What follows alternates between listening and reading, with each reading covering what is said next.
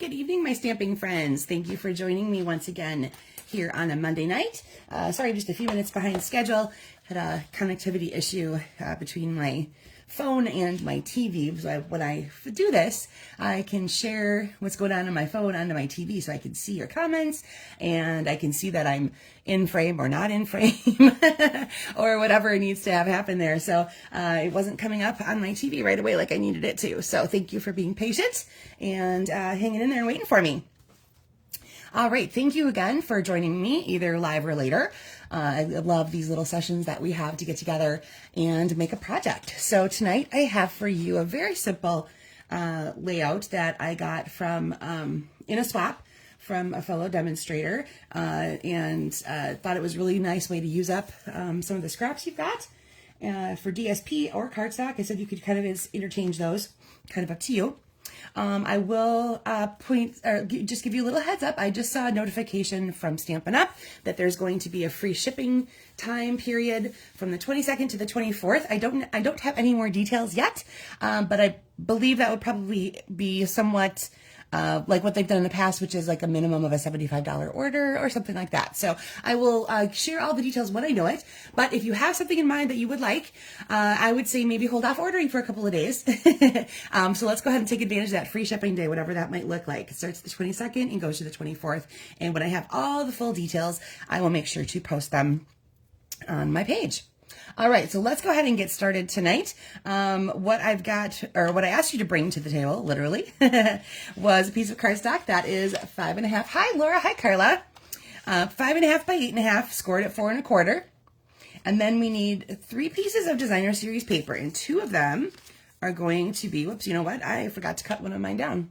So give me 1 second. I have to grab my paper trimmer. So you need 2 of them that are 3/4 inches wide and 5 1/4 inches tall. And then you need a third one that is also 3/4 inches wide, but only 3 3/4 inches long. And as I stated there, that one's going to be used horizontally. Your other 2 pieces are going to be used vertically. So if you have something that is definitely directional, make sure you are cutting it the right direction so that once it's laid out on your card, you're going to see those particular. Oh, that's okay, Carla. You can just watch and then you can cut later and then you'll know exactly what you need. Hi, Sharon. Thank you for joining me tonight. And then bring in a 2-inch circle or I suppose any other shape if you have another punch shape that you want to use or something like that. I brought over my whole piece of a scrap piece of basic white and my 2-inch circle punch because I'm going to stamp first and then punch it out just to make sure I have everything nice and centered the way I want it because I have a phrase that kind of fits into it just about perfectly. And then anything, like I said, phrases or images or both or whatever you want to do to fill in that particular piece. So let me go ahead and set these off to the side. I'm bringing in a stamp set from the mini catalog. It's called Wishing You Joy, and it basically only has the same phrases, like, so there's the wishing you joy, sending you cheer, Noel, and may your Christmas be bright. But it's in 3 different fonts. So you have this really pretty script. You have kind of a cutesy little, kind of reminds you of the Comic Sans almost font. And then this one here, which is a little bit more traditional serif type font. So 3 phrases, but all done in different ways and different sizes. So you can kind of mix and match and see what fits into what you're making. So I thought those were really cute. Great way to add a little something to like a tag even, or just a quick message inside your Christmas card. So that's what I'm using on camera tonight is Wishing You Joy. All right, and like I said, I grabbed my scrap piece of basic white, and I have Poppy Parade ink with my phrase on it. And I'm going to do right about in there. Like I said, I brought over my punch because this is going to be a pretty, not super snug, but a pretty basic fit, and I wanted to make sure that I got it just right. So I'm going to stamp first and punch second, and there we go. Ta-da! And then, of course, I have my permanently now reddish-looking Poppy Parade ink all over my stamp. So set that over there to get a little bit of that off. Okay, now that is all the stamping we have to do. So if you have, like I said, phrases, images, whatever you're putting into there, go ahead and add those in. And then grab your strips of DSP, and we're going to start building our card base.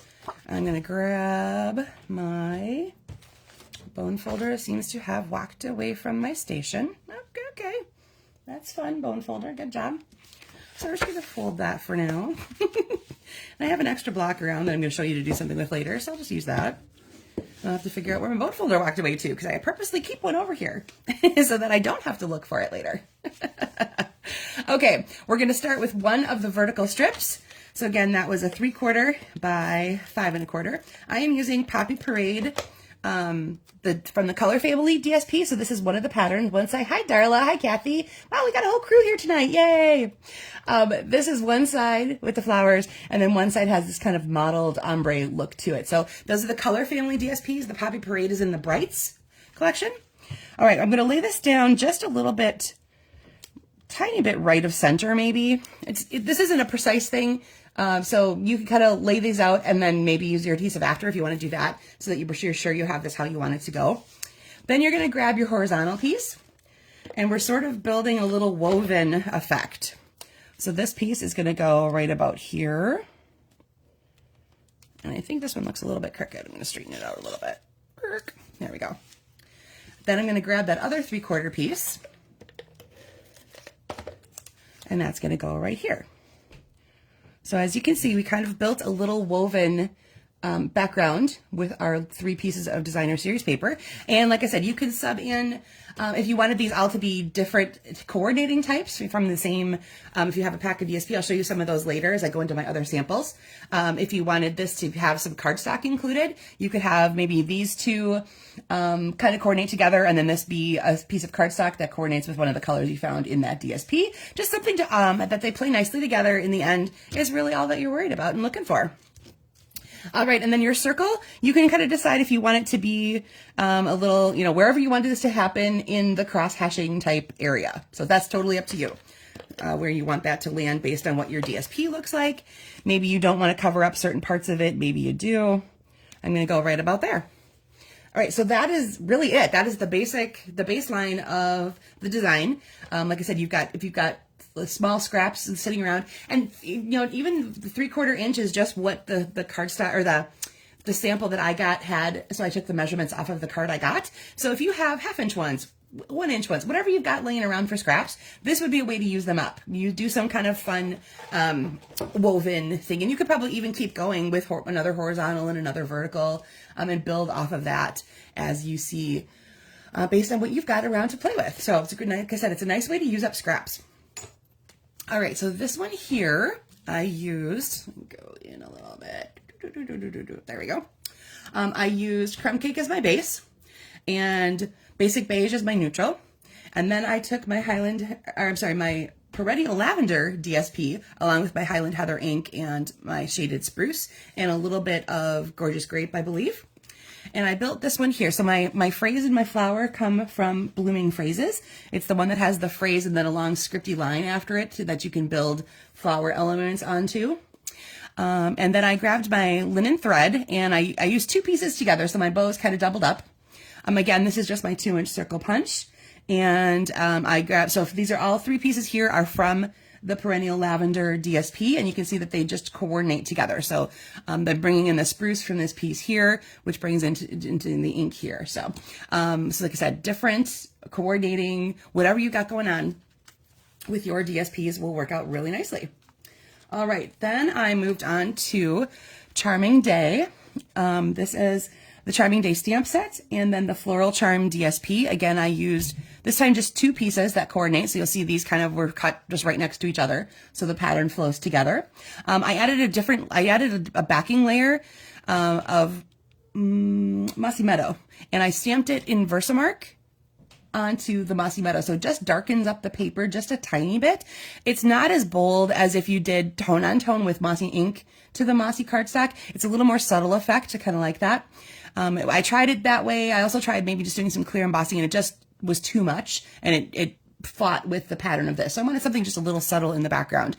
And then I have Very Vanilla as my card base.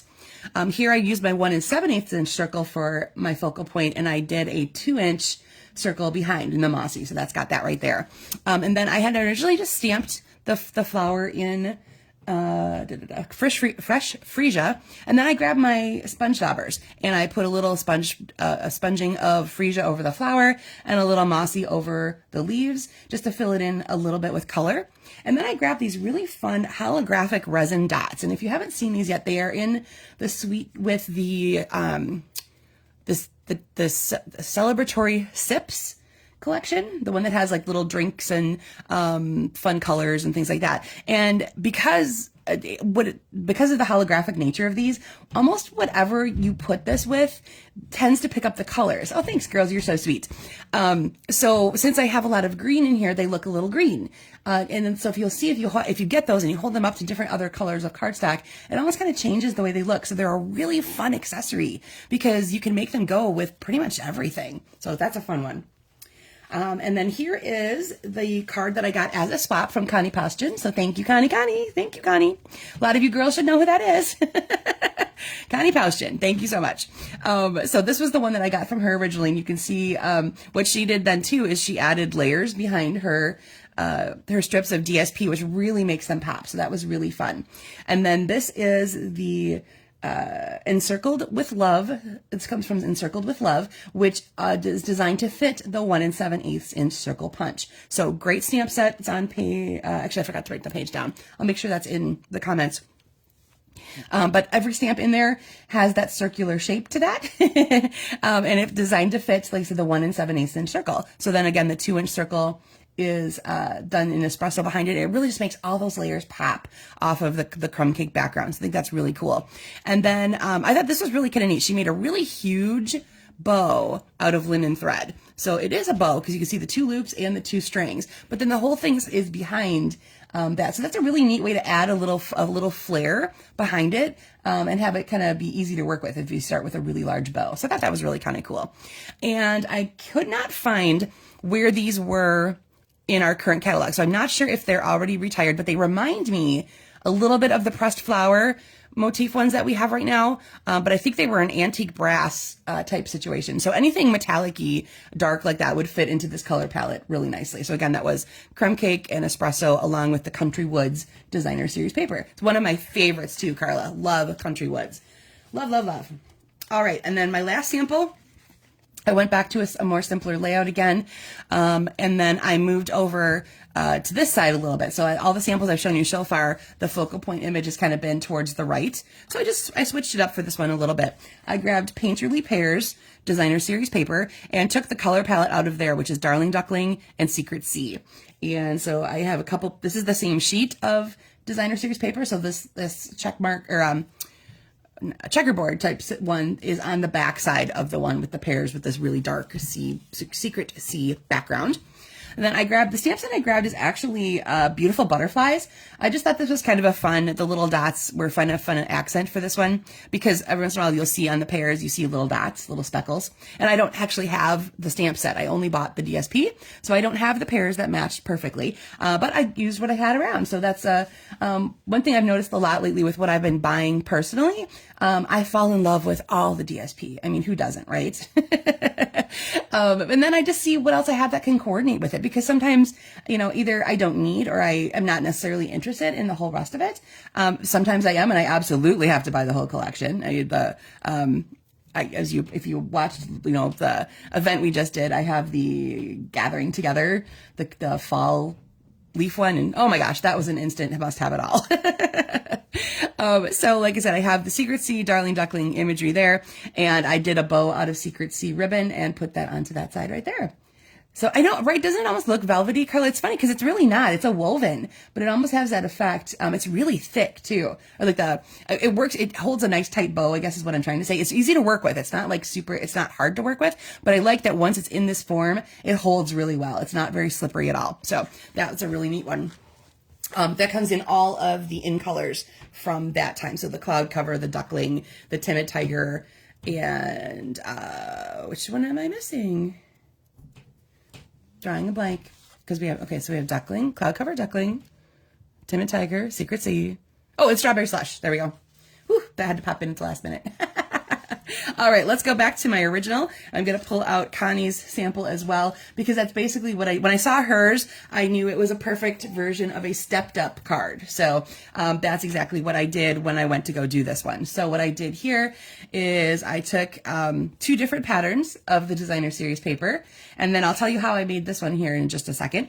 So same phrase, but it's on the 1 7/8 inch circle and then layered onto a 2-inch circle. And I grabbed my faceted snowflakes. And yes, those are cherry cobbler. I think I'm, oh, sorry. Woo, that sneeze came out of nowhere. Sorry. They're cherry cobbler, but they coordinate into this poppy parade motif that we got going on here. So I grabbed those little snowflakes instead of the little metallic ones that she's got there. And then I used white as my accent to really pop it off of the Poppy Parade background. So let me go ahead and show you what this is. So this is kind of a unique stamp set, and there's 2 different ones in the catalog. So the one I have here, it's called Stripes and Dots. And when you look at it this way, you think it's a large background stamp, and it can be, but it comes in 4 parts. So you can use them all together if you wanted to, mount them onto, that's why I brought the big block in. So if you laid them out on your block, I don't have the adhesive removed on the back of all of them, so that's why those are sliding around a little bit. You can reassemble it perfectly, like that, and then you could use that as a background. Thank you, Kathy. You could use that as a background just as it is then. Or if you wanted to, oh, I don't know, this could be kind of fun, leave a little space in between them. And then you could still use it as a background, but you've got a little break in the action. Or let's say, you do what I did, is that I just wanted polka dots. I just wanted polka dots on my skinny little strip. So I just used that piece right there, and it perfectly fit. It's about, that one is about an inchish. This one's a little bit less. This one's obviously a little bit more. And this one's a little bit less. So depending on what you're using them for, you could create a really fun background with all of these, or working them in parts and pieces. If you wanted, like, this could be dots and stripes, different kinds of stripes. So like I said, it's designed to be, you can use it all together. This is the way it came, but it already had the little perforations, of course, to separate it into 4 different stamps. The other one that's in there, I will post a link to that one so you can take a look at it. It's a Christmas one, I believe, with a wreath situation, with a phrase, and all the parts work beautifully together. Or you can use them in pieces like this one here. You can what's it? It's called deconstructed. You can use a deconstructed version of it as well. This block here is the F one, I believe. Yeah, it's the F block. And I rarely use this one anymore, because honestly, if I get a large background stamp like this now, I kind of just leave it in its case and work with it off of that. But I use this one for something like that, where I'm going to be creating something larger, or I often have this just sitting to the side of my desk. And as I'm working, like, let's say, this is my stamp from before, and I want to use my block again, but I don't really want to putz with putting it away, I leave this over here to collect all my random stamps that I'm using. And then I can take this over, clean them, and then put them all back where they belong a little bit later. So like I said, that block to me is still very handy, even though I don't necessarily use it as a background block anymore. It's really more of a tool on my desk, kind of a catch-all now on my desk for all my things. So I will share the link to the page that has this stripes and dots and the other ones. You guys can take a look at that and see what those look like. And then again, let's just go through quickly and review. Here were my samples that I started out with, again, using the Wishing You Joy stamp set. Here's my inspiration piece from Connie, which was the Encircled with Love. And then we had Charming Day and Perennial Lavender, along with the Blooming Phrases, and then Beautiful Butterflies with the Painterly Pears. All right, so I can't wait to see what you guys create with this. Thank you so much all for hopping on. I always love when there's a little crowd in the background leaving comments and chiming in with me. So if you joined us later, thank you for that as well. Again, remember, these videos kind of disappear off the Facebook page. So if you want to share the project that you made, you can either add it into the post with the supply list, or once I post the photos, that kind of gives you a little link as well to the album, and you can share there too. So I would love to see what you guys were using to create these. Again, using up scraps of either cardstock or DSP. Really fun little layout. The little woven thing, I think, was really kind of a fun way to go. All right, everybody, have a great rest of your evening. Thank you, Kathy, for tuning in, and everybody else as well. And have a great rest of your week. We will see you here again next Monday for, let's see, is that going to be the last one of October? Might be. Wow, this month went by fast, guys. Jeez. I can hardly believe that. All right, so our last one of October. Yay. We'll see you then. Thanks.